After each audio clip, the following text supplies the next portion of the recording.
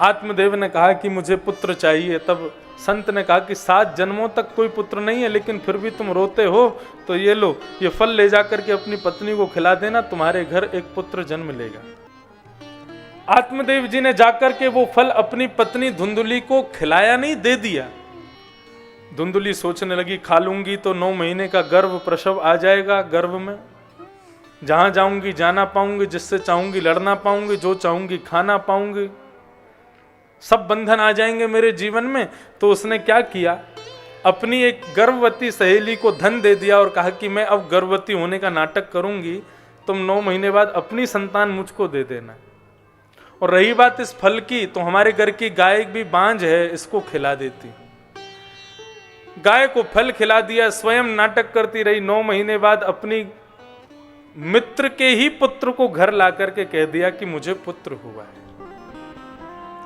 आत्मदेव जी महाराज प्रसन्न हो गए कि जीवन में हमारे में एक संतान आई है, हमारा परिवार अब विस्तारता को प्राप्त कर रहा है। जैसे ही नामकरण के लिए बैठे, इतने में ही रंभाने की आवाज आई, तो क्या देखा कि गौशाला में गाय भी एक बालक को जन्म ले रही है। और कैसा बालक, बोले शरीर तो है मानवों का सा, लेकिन कान है उसके गाय जैसे। दोनों बालकों का नामकरण करने लगे, तो बड़े बालक का नाम नारायण रख रहे थे, तो धुंधुली बोली नहीं, ये मेरा बेटा, इसका नाम मैं रखूंगी धुंधुकारी। तो आत्मदेव जी बोले बड़े बेटे का नाम तुम्हारे अनुरूप, छोटा बेटा गाय का जो हुआ, इसका नाम मैं रखता हूं गोकर्ण। गोकर्ण के 2 अर्थ हैं। गो किसे कहते हैं? गो कहते हैं ज्ञान को, और कर्ण कहते हैं कान को। जो अपने कान से केवल ज्ञान युक्त विषय को ही श्रवण करता हो, उसको गोकर्ण कहा जाता है। आप लोग 3 घंटा, 3.5 घंटे, 4 घंटे यहां पर बैठे हैं, तो 4 घंटे के लिए आप समस्त यहां पर श्रोता भाई बंधु माताएं बहनें जो सब बैठे हैं, सब गोकर्ण हैं। क्योंकि यहां कोई भी बाहर की फालतू बात आप नहीं सुन रहे हैं, ठाकुर जी के सुंदर सत्संग का श्रवण कर रहे हैं। इसलिए आप समस्त यहाँ पर बैठे हुए लोग सब गोकर्ण हैं। और गुना के निवासी तो वैसे भी गोकर्ण ही हैं। यहाँ तो हर वर्ष इतने सुंदर आयोजन, बड़े बड़े संत महात्मा यहाँ पधारते हैं, अपनी वाणी की सेवा प्रदान कर। मैंने कल भी कहा था, यहाँ के लोग कथा नहीं सुनते, गुना स्वयं श्रवण इंद्रिय प्रकट करके कथा श्रवण करता है। इसलिए यहां निरंतर कथा होती रहती है। ये तो गुना स्वयं कथा सुनता है। तो कथा श्रवण करते समय प्रत्येक मानव गोकर्ण होता है। श्री गोकर्ण जी महाराज धुंधुकारी दोनों धीरे धीरे बड़े हुए, बिल्कुल पृथक दोनों का स्वभाव। गोकर्णो पंडितो ज्ञानी, धुंधुकारी महाखल। धुंधुकारी बड़ा होकर के बड़ा खल बन गया, अपने माता पिता को ही मारने लगा। धन मांगता है और धन का वैश्यालय में जाकर के व्यय करता है, जुआ खेलता है, मदिरा पान करता है, भक्ष खाता है, इसी प्रकार धन का व्यय करता है। अपने माता पिता पर हाथ उठाने लगा, तो एक दिन पिता घर छोड़ करके जाने लगे। तब पिता को एकांत में रोता देख गोकर्ण जी महाराज उनके पास पहुंचे। अब बहुत सावधानी से सुनिएगा, आज की कथा का सबसे मुख्य विषय है ये। गोकर्ण जी महाराज गए और जाकर के कहने लगे, पिताजी क्यों दुखी हैं आप? आपके दुख का कारण क्या है? बोले भैया इससे बढ़िया तो मैं बिना बेटे का था, इतनी इच्छा रखी, इतनी मिन्नतें मांगी, तब जाकर के एक पुत्र हुआ, और वो पुत्र भी ऐसा दुष्ट। इससे बढ़िया तो मैं बिना बेटे का ही था। क्या करूं, कैसे करूं गोकर्ण, कैसे इस संकट से, इस कष्ट से निवृत्ति पाऊं, मुझे बताओ। क्यों? क्योंकि उसको जब देखता हूं तो उसके प्रति ममता उगती है, लेकिन जब वो मुझ पर हाथ उठाता है तो संसार को छोड़ने की इच्छा प्रकट होती है। गोकर्ण जी महाराज समझ गए कि पिताजी के मन में मोह प्रकट हो गया है। तब गोकर्ण जी तो बड़े ज्ञानी थे, उन्होंने अपने पिताजी को सन्मुख बिठाया और कहा, पिताजी अब मैं कुछ विशेष बातें आपको बता रहा हूं, इनको ध्यान से सुनिएगा। हमारे पूज्य पिताजी महाराज के पूज्य सदगुरुदेव अनंत श्री विभूषित श्रीमद् भागवत के सचल विग्रह श्री रामानुज प्रपन्नाचार्य गुरु जी महाराज, वे गोकर्ण गीता को कहते थे ये 2 श्लोक की भागवत कथा है। जो 2 श्लोक यहां गोकर्ण कह रहे हैं, बोले जिसने सावधानी से इन 2 श्लोकों को सुन लिया, समझ लो उसने संपूर्ण भागवत का सार सुन लिया। श्री गोकर्ण जी महाराज क्या कह रहे हैं, बहुत ध्यान से सुनिएगा। कि देह स्थिमां सरुधिरे अभिमतिं त्यजत्वम् जायासु सादिषु सदा ममतां विमुञ्च पश्यानिशं जगदिदं क्षणभङ्गुनिष्ठम्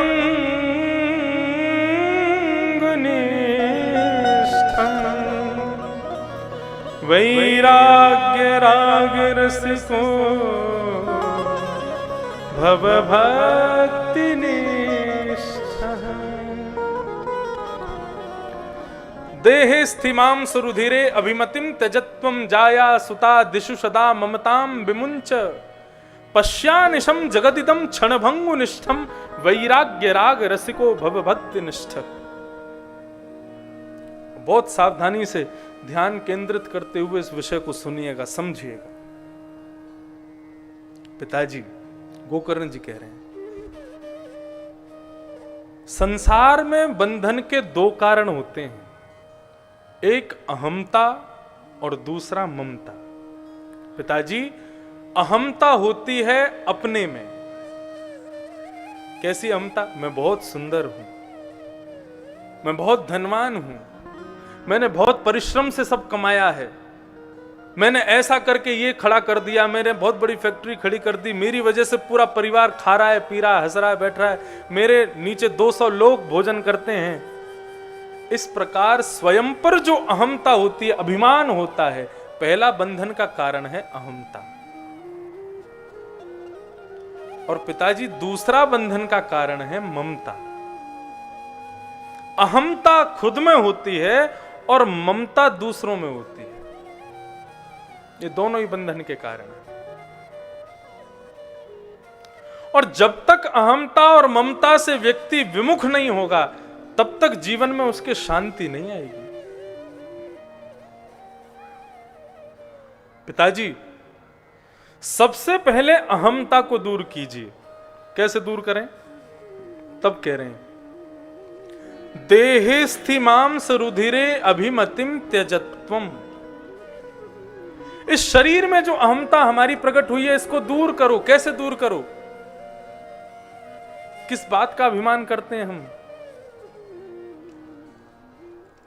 4:45 बज रहे हैं, मैं कथा सुना रहा हूं और बड़ा अभिमान करके कथा सुना रहा हूं कि मैं खूब विस्तार से, खूब भाव से कथा सुना रहा हूं, लेकिन 5 बजे भी मैं कथा कह पाऊंगा, इस बात की गारंटी क्या मुझ पे है? 6 बजे कथा विश्राम में कर दूंगा या कल की कथा भी मैं कह पाऊंगा, क्या मैं इस बात को दृढ़ निश्चय के साथ कह सकता हूं? नहीं। क्या भरोसा है इस जिंदगी का साथ देती नहीं ये किसी का। सांस रुक जाएगी चलते चलते, समा बुझ जाएगी जलते जलते, दम निकल जाएगा, दम निकल जाएगा, दम निकल जाएगा रोशनी का। क्या भरोसा है इस जिंदगी, ये दुनिया हकीकत पुरानी, चल के रुकना है इसकी रवानी। फर्ज पूरा करो बंदगी का, क्या भरोसा है इस जिंदगी का। अरे जिस शरीर के प्रति अभिमान करते हो, क्या ये शरीर तुम्हारा साथ देगा? नहीं देगा। ये आपका है ही नहीं, तो फिर इसके प्रति अभिमान क्यों? मैं गुना आज से लगभग 10-11 वर्ष पहले आया था, तो छोटा सा था मैं, पूज्य पिताजी के साथ गर्मियों की छुट्टियों में आया था। तब जिन्होंने देखा वो कल देख करके कह रहे थे हमको विश्वास ही नहीं हो रहा आप कथा कर रहे हो। शरीर एक स्थिर स्थिति में नहीं रहता, और जो हमारे अनुसार नहीं रहता उसके प्रति अभिमान कैसा? जो हमारे वश में ही नहीं है उसके प्रति अभिमान कैसा? शरीर कैसा है? बोले देहिस्थिमाम सरुधिरे अभिमतिम त्यजत्वम, हड्डी रक्त त्वचा मांस और खून से बने हुए इस शरीर में अभिमति मत करो पिताजी, अभिमान मत करो। जब हंस अकेला उड़ जाएगा, खाली पिंजरा पड़ा रह जाएगा। पिंजरा चाहे सोने का हो चाहे चांदी का हो, उसकी शोभा कब तक है? जब तक उसके भीतर पक्षी है। इस शरीर की शोभा कब तक है? जब तक चिन्मय निरात्मा भगवान सच्चिदानंद मेरे भीतर विराजमान है, तब तक आप मुझे मानते हो, मुझे देख करके हाथ जोड़ते हो। लेकिन जिस दिन वो चैतन्य स्वरूप भगवान मेरे शरीर को छोड़ करके चले जाएंगे, मुझे पुत्र कहने वाली, मुझे भाई कहने वाली, मुझे अपना कहने वाले अपने भी 13 दिन के लिए अशुद्ध हो जाएंगे मेरी प्राप्ति करके, मुझे भी अपनाने से मंजूर नहीं करेंगे। किसी संत का आगमन हो जाए तो आप सब तुरंत टूट पड़ोगे पैर छूने के लिए, जय हो महाराज जी, पैर छुओ, इनके पैर छुओ। क्यों? बोले आशीष मिलेगा। लेकिन वही यदि दिव्य गति को प्राप्त हो जाए, भगवत धाम को प्राप्त हो जाए, तो उनकी अंत्येष्टि में 11 कदम चलने के बाद भी आप घर लौट करके घर में बाद में प्रवेश करोगे, 1 लोटा पानी 1 बाल्टी पानी से बाहर नहाओगे। क्यों? हम अपवित्र हो गए। कब तक पवित्र थे? बोले जब तक भीतर एक दिव्य आत्मा विराजमान थी, जब तक चैतन्य स्वरूप भगवान विराजमान थे, तब तक पवित्र थे। लेकिन जिस दिन वो चैतन्य छोड़ देते हैं तो जा प्रियतम सो प्रीत घनेरी, सूरदास जी कहते हैं, जा प्रियतम सो प्रीत घनेरी। जिस प्रियतम से बहुत प्रीति करते हो, उस प्रियतम के हृदय से जब भगवान चले जाते हैं तो वो प्रियतम की शक्ल कैसी लगती है? बोले सो देख डर जाएं, उसको देख के भी डर लगता है।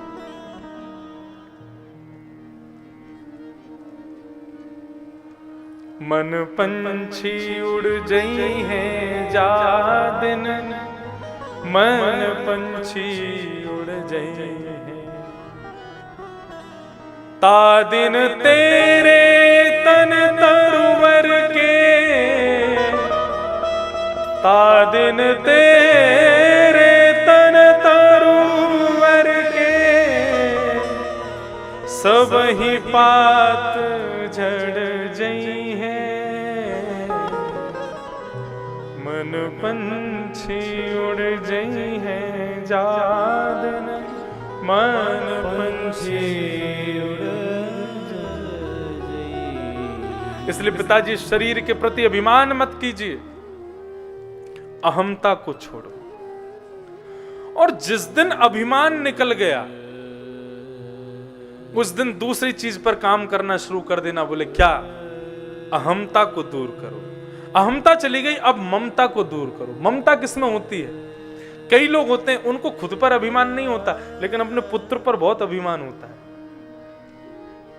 अपनी पत्नी पर बहुत अभिमान होता है, अपने बनाए गए कार्य पर बड़ा अभिमान होता है। उसको अभिमान नहीं कहते, उसको ममत्व कहते हैं, ममता कहते हैं। श्री गोकर्ण जी महाराज कह रहे हैं अहमता हो तो एक बार को व्यक्ति मुक्त हो जाएगा, लेकिन ममता जो होती है ये तो सबसे बड़ा बंधन है, ये कभी मुक्त नहीं होने देगा। आप लोग बहुत सावधानी से सुनिएगा, श्रीमद् भागवत का एक प्रकार से पूरा सारांश यहां बताया जा रहा है।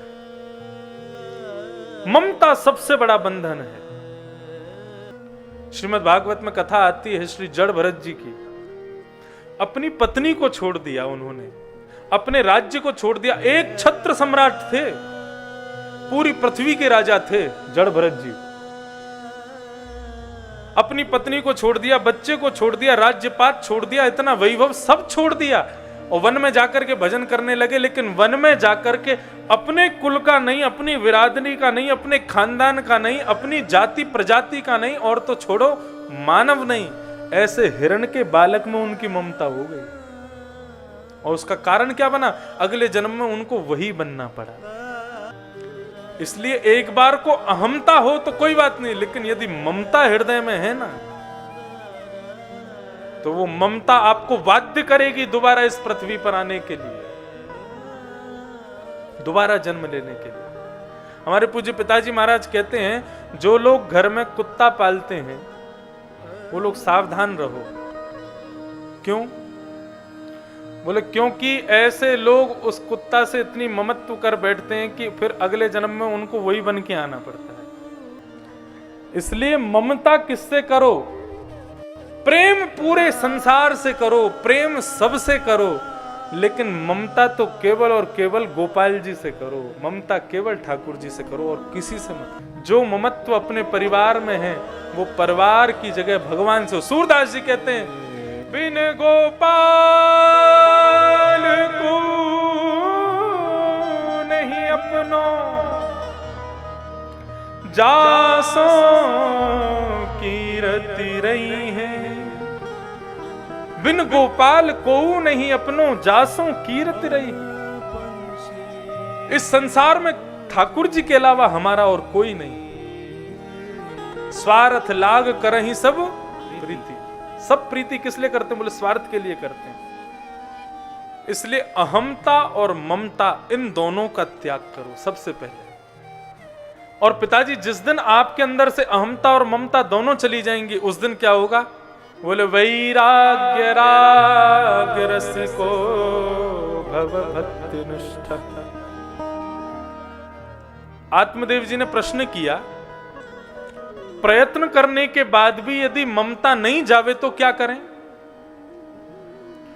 बोले ममता जो बच्चों में है, ममता जो परिवार में है, ममता जो अपने किसी में है, वो ममता किसी वैरागी मनुष्य में हो जाए, किसी भगवान के वैष्णव भक्त वृंद में हो जाए, किसी संत चरण में हो जाए, किसी रसिक में हो जाए, किसी कथा कहने वाले एक उद्भव विद्वान के चरणों में हो जाए, तो ऐसी ममता क्या करेगी?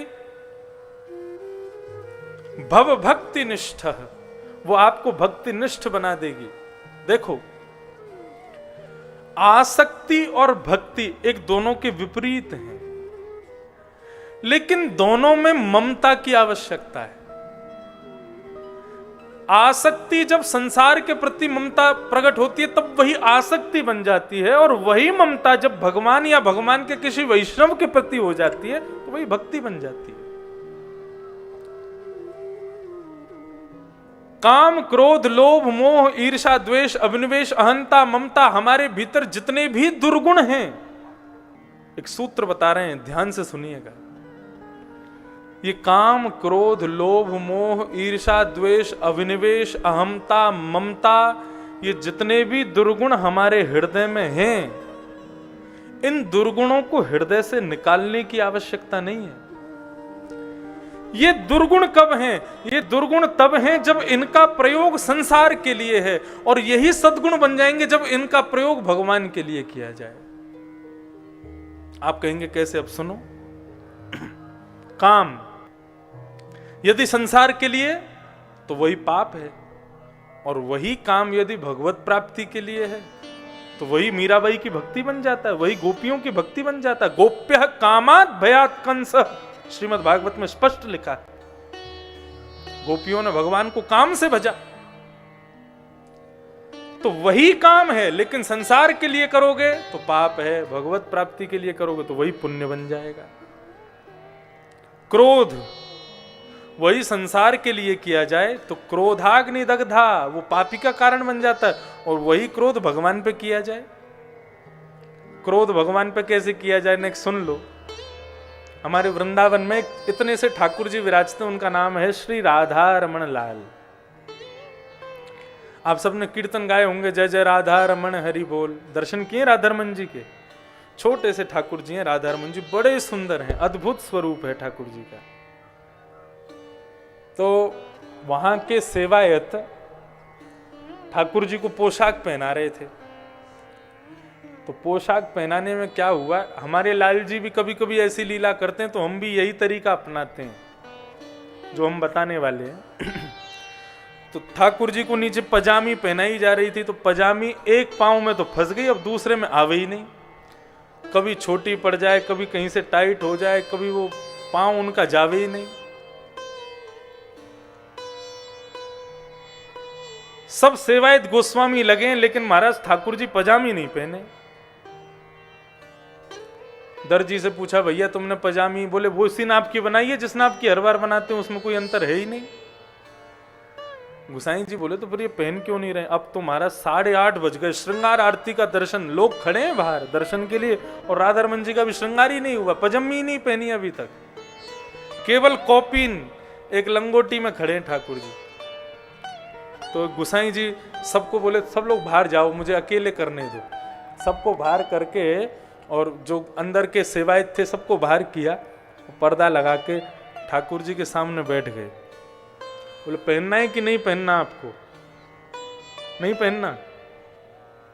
यदि नहीं पहनना है तो मुझे बता दो, अभी बिल्कुल जैसे खड़े हो लंगोटी में ऐसे दर्शन करा दूंगा सबको, और फिर सब लोग तुमको निर्वस्त्र देख करके सब तुम्हारा मजाक उड़ाएंगे, हंसी उड़ाएंगे, फोटो खींच खींच के ले जाएंगे। हमारी कोई बात नहीं भाई, पुजारी को कौन जानता है, सब ठाकुर जी का दर्शन करने आए, तुम्हारी अवहेलना होगी, जाएगी लाज तुम्हारी। खोल दें दर्शन, ऐसे करने लगे। और फिर बोले, चलो ठीक है, एक बार अंतिम प्रयास कर रहा हूं, यदि अब नहीं पहनी तो तुरंत ऐसी निर्वस्त्री तुम्हारे दर्शन खोल देंगे। और जैसे ऐसा भाव कह के बोले, एक बार और प्रयास कर रहे हैं। जैसे ठाकुर जी को पजम्मी पहनाने लगे, सोई ठाकुर जी ने पजम्मी पहन ली, धारण कर ली, और तैयार होकर के बिल्कुल मस्त खड़े हो गए। क्रोध भी यदि आता है तो भगवान की सेवा में आवे, भगवान की लीला में आवे।